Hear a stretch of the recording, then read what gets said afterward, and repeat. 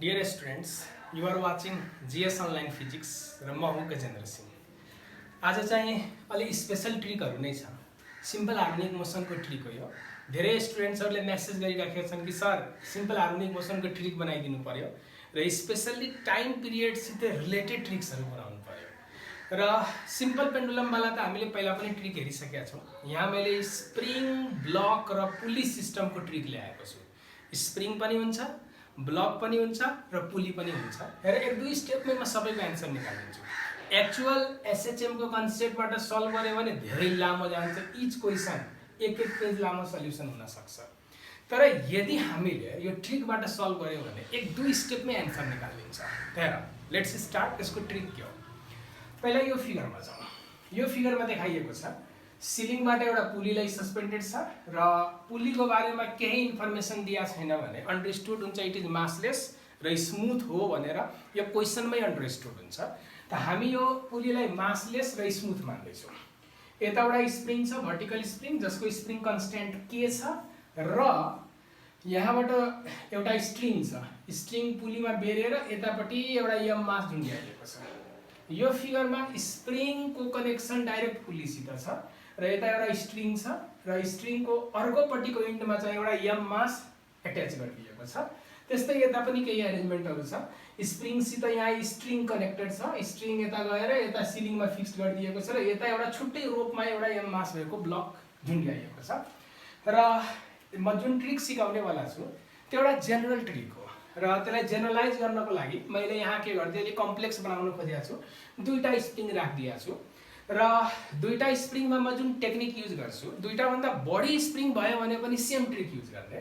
अब मैले एक्जाम्पलको लागि दुईटा स्प्रिङ चाहिँ राखिदिए यसमा र सबैमा यो ब्लक यदि असिलेट भयो भने टाइम पिरियड कति होला क्याल्कुलेट गर्नुपर्ने छ। जस्तै यो ब्लकलाई मैले स्लाइटली तल तान्दिए अनि छोड्दियो भने यो ब्लकलाई स्लाइटली तल तान्यो भने स्प्रिङ इलोंगेट हुन्छ यतातिर अनि छोड्दियो भने स्प्रिङको फोर्सले यो यसो असिलेट गर्छ। यहाँ पनि ब्लकलाई सिधा तल तान्यो भने पुली स्लाइटली तल आइपुग्छ यो जर्कको कारणले अनि स्प्रिङमा इलोंगेसन हुन्छ अनि स्प्रिङले फेरि असिलेट गर्न थाल्छ।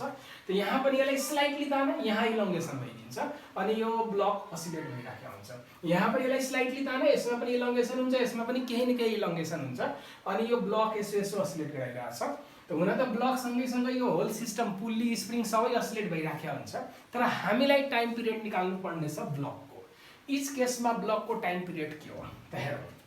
यदि कुनै क्वेशनमा स्प्रिङ, पुली या ब्लक कनेक्टेड छ भने यस्तो बेलामा हामीले के गर्छौं, यो स्प्रिङको जुन एक्चुअल स्प्रिङ कन्स्टेन्ट के हुन्छ यसलाई हामीले के गर्छौं इक्विभ्यालेन्ट के निकाल्छौं। ध्यान दिने स्प्रिङको एक्चुअल स्प्रिङ कन्स्टेन्ट के छ र के को हेल्पले हामी के गर्छौं इक्विभ्यालेन्ट निकाल्छौं। अनि इक्विभ्यालेन्ट निकालिसकेपछि टाइम पिरियडको फर्मुला हामी युज गर्छौं। T equals to 2 pi usual formula नै हो। T equals to 2 pi root under m by k equivalent use गर्छौं। त ध्यान दियो यदि स्प्रिङ छ, पुल्ली छ र ब्लक छ भने यस्तो बेलामा स्प्रिङको जुन स्प्रिङ कन्स्टेन्ट के हुन्छ यसको ठाउँमा हामी के निकाल्नु पर्छ k इक्विभ्यालेन्ट। अनि टाइम पिरियडको फर्मुला सिधा के युज गर्दिने 2 pi root under m by k equivalent हामी चाहिँ युज गर्न सक्छौं टाइम पिरियड क्याल्कुलेट गर्नको लागि। तब सबैमा यही फर्मुला युज गर्ने हो। अब यसमा म के इक्विभ्यालेन्ट निकाल्छु त कुरो आयो। यदि सिंगल स्प्रिङ छ भने त्यसमा के इक्विभ्यालेन्ट भन्या के हो त हेर। म सिंगल स्प्रिङ होस् या सिंगल भन्दा बढी होस्, दुईटा तीनटा जतिवटा स्प्रिङ होस्, के इक्विभ्यालेन्ट निकाल्ने म मेथड सिकाउँछु। सिंगलमा पनि के इक्विभ्यालेन्ट निकालिन्छ यदि सर्टकटमा आन्सर निकाल्नु छ भने। त म सबै केसमा लेखिदिन्छु। के इक्विभ्यालेन्टको फर्मुला यो हुन्छ।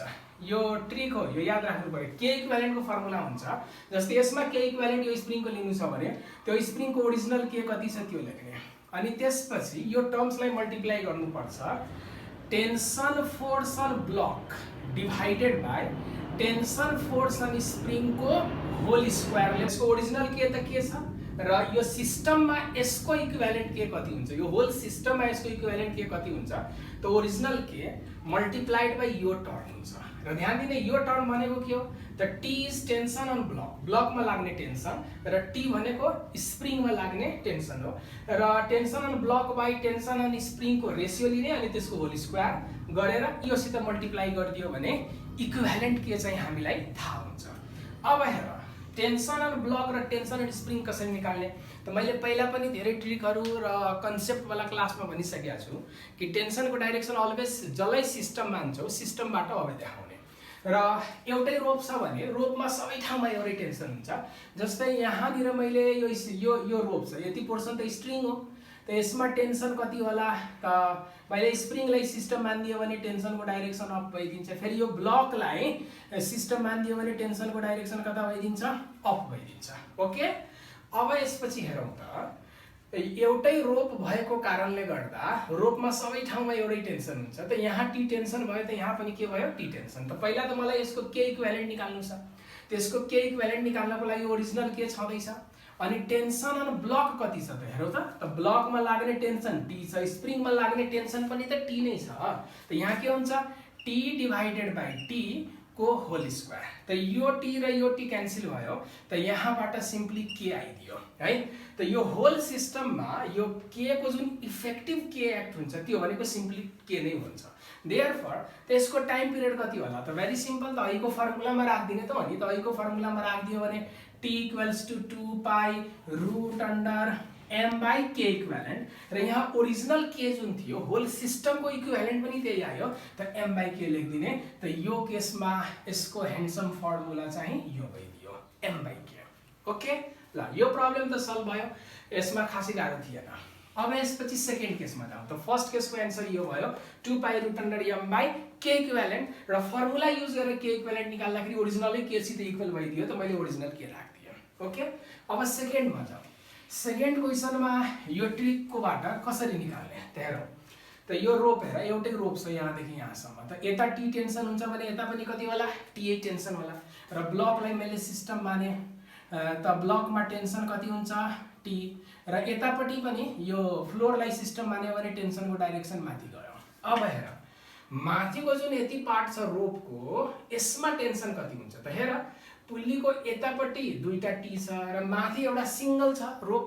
त भनेपछि यो दुईटाको जुन सम हुन्छ नि त्यही हुन्छ माथिको टेन्सन। त यो दुईटाको सम टी र टी छ, त उतातिर टेन्सन कति भइदिन्छ, ट्वाइस टी भइदिन्छ।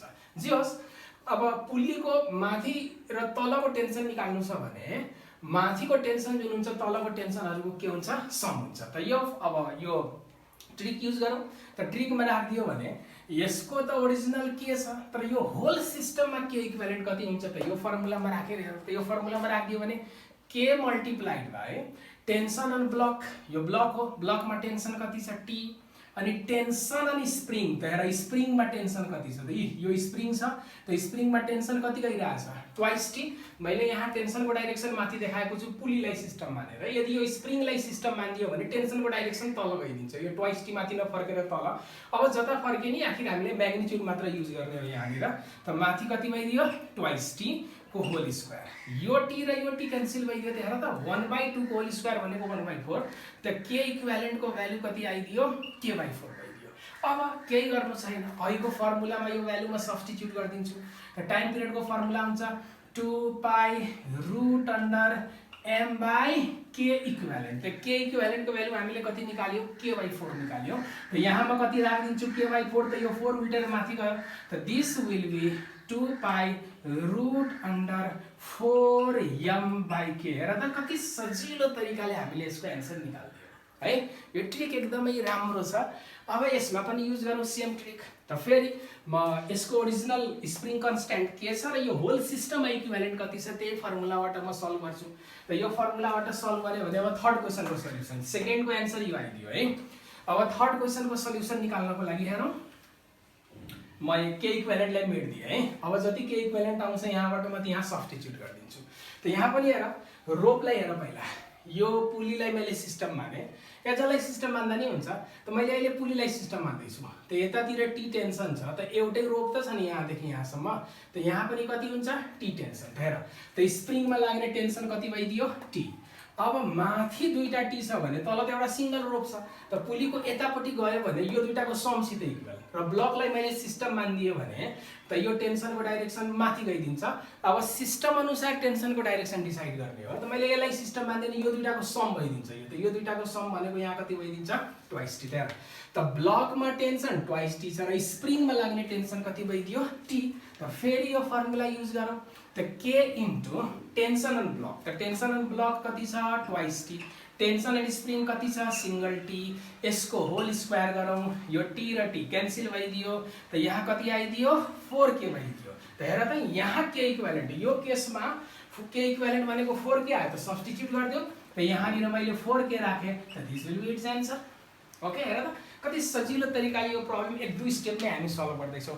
तर एक्चुअल फिजिक्सको रुलबाट सल्भ गर्छौँ भने धेरै टाइम कन्ज्युमिङ हुन्छ, यो 1 मिनट पनि लागिरहेको छैन यो प्रब्लमहरू सल्भ गर्नको लागि। ओके, अब चाहिँ लास्ट क्वेसनमा हेरौँ। मैले लास्ट क्वेसनमा जाने दुईटा स्प्रिङ युज गरिदिएको छु। कति स्टुडेन्टहरूले सोध्छ कि यसमा त युज गरे फेरि यसमा कसरी युज गर्ने। हेर सेम कन्सेप्ट हो यसमा पनि युज गर्ने, तर हल्का अलि मोडिफाई हुन्छ।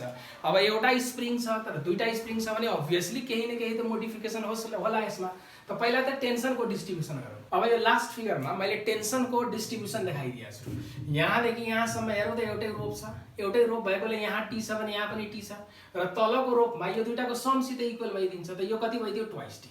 त यहाँ यदि ट्वाइस टी छ भने ठिक त्यसैको भर्टिकली मुनि तल छ, त ब्लकमा पनि कति टेन्सन हुन्छ ट्वाइस टी नै हुन्छ। इक्विलिब्रियमको कन्डिसन माने भने स्प्रिङमा माथि ट्वाइस टी फोर्स छ भने तल पनि त ट्वाइस टी नै हुन्छ यदि यो इक्विलिब्रियममा हो भने, त ब्लकमा पनि टेन्सनको भ्यालु कति भइदियो ट्वाइस टी नै भइदियो। अब म यो होल सिस्टमको लागि यसको इक्विभ्यालेन्ट के निकाल्छु र यसको पनि इक्विभ्यालेन्ट के निकाल्छु, यो तलको स्प्रिङको, किनभने यसमा दुईटा स्प्रिङ छ। अब दुईटा स्प्रिङ भएको कारणले गर्दा यसको त ओरिजिनल भ्यालु के छ, तर होल सिस्टमलाई यसको इक्विभ्यालेन्ट कति आउँछ होला निकाल्नु पर्यो। फेरि यसको पनि ओरिजिनल स्प्रिङ कन्स्ट्यान्ट त के नै छ, तर यो स्प्रिङले पुरै सिस्टमलाई अफर गर्ने इक्विभ्यालेन्ट के कति छ त्यो निकाल्नु पर्यो अहिलेको टेक्निक अनुसार। त हामीले जानेछौँ कि के इक्विभ्यालेन्ट जुन हुन्छ कुनै पार्टिकुलर स्प्रिङको होल सिस्टमको लागि, त्यसको original K multiplied by tension on block divided by tension on spring, अनि यसको के गर्नुपर्छ होल स्क्वायर। त अब पालै पालो गरौँ।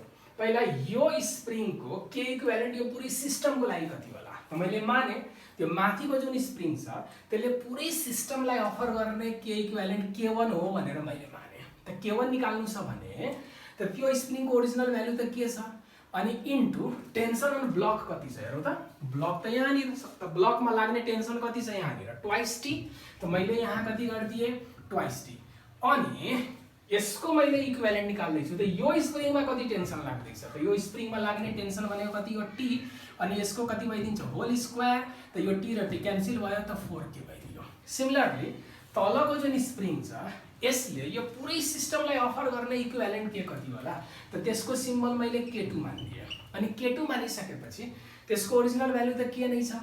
अब ब्लकमा लाग्ने टेन्सन कति छ हेर, अब यो स्प्रिङको निकाल्दैछु, त ब्लकमा लाग्ने टेन्सन जुन छ त्यो कति छ ट्वाइस टी, अनि डिभाइडेड बाई मैले तलको स्प्रिङको इक्विभ्यालेन्ट निकाल्दैछु। त तलको स्प्रिङमा लाग्ने टेन्सन भनेको हेर त यो ट्वाइस टी छ कि छैन, त यहाँ मैले कति लेखिदिएँ ट्वाइस टी को होल स्क्वायर, यो टर्म क्यान्सल भएर यो सिम्पली कति भइदियो के भइदियो। ओके, त प्रब्लमको सल्युसन लगभग आइसकेको छ।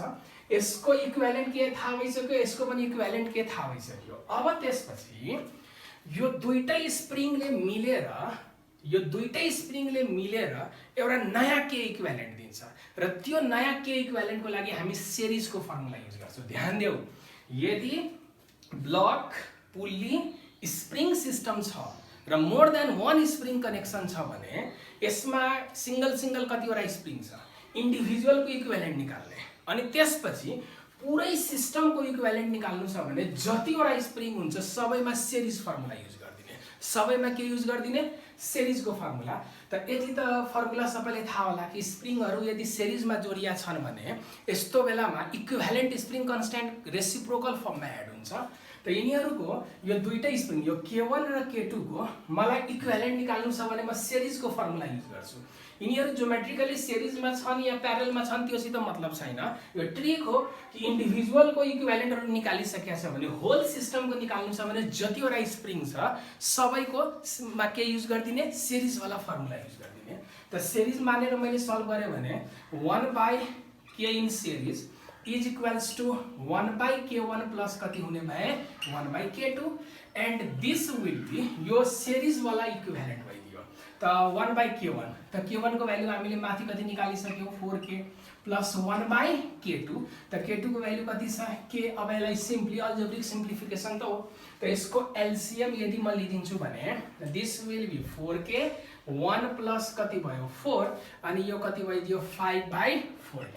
त सिरिजमा यिनीहरुको इक्विभ्यालेन्ट कति आयो त सिरिजमा यिनीहरुको इक्विभ्यालेन्ट निकाल्दाखेरि जस्ट रेसिप्रोकल फर्म हुन्छ। अब त 4k बाइ कति भइदियो 5। ओके यति कुरा आइसकेपछि अब प्रब्लम सल्भ भइसक्यो छ, ट्रिकले आन्सर निकालिसक्यो। त टाइम पिरियडको फर्मुला के हुन्छ हेर त, मैले पहिले भनेको छु t equals to 2 pi root under m/k equivalent हैन, 2 pi root under m/k equivalent. त हेर त यो पुरै सिस्टमको इक्विभ्यालेन्ट जुन छ यति आइराखेको छ। त यसको भ्यालु म अब सब्स्टिट्युट गरिदिन्छु। त यो कति हुन्छ answer 2 pi root under m/k equivalent. त k इक्विभ्यालेन्ट भनेको कति छ 4k/5। अब यो 5 उल्टेर माथि गइदिन्छ। त यो 5 लाई माथि पठाइदियो आन्सर आइसक्यो। त therefore time period of oscillation will be 2 pi root under 5 माथि गयो भने 5m डिवाइडेड बाइ कति हुन्छ 4k। यही हो आन्सर। मैले एक्जाम्पलको लागि चाहिँ दुईटासम्म गरिदिएँ र हेर्ने डिफरेन्ट अब्जेक्टिभ फिजिक्समा दुईटा तीनटा चारवटा पाँचवटा स्प्रिङ दिएको होला। त फर्स्टमा के गर्ने इन्डिभिजुअलको इक्विभ्यालेन्ट निकाल्ने अनि त्यसपछि त्यस्तो जतिवटा स्प्रिङ छ सबमा यो सिरिजको फर्मुला युज गरेर एउटा बाहुबली इक्विभ्यालेन्ट निकाल्ने अनि यो फर्मुलामा आफूले चाहिँ के गरिदिने सल्भ गरिदिने। ओके त यसरी यो ट्रिकबाट हामीले एकदमै गाह्रो कम्प्लेक्स क्वेसनलाई पनि एकदमै सजिलो तरिकाले चाहिँ सल्भ गर्न सक्छौं। र प्लिज यो ट्रिक कस्तो लाग्यो कमेन्टमा चाहिँ लेखौ र यदि further tricks if you expect some more tricks then please do subscribe our channel र यसलाई शेयर पनि गरौँ र लाइक पनि गरौँ।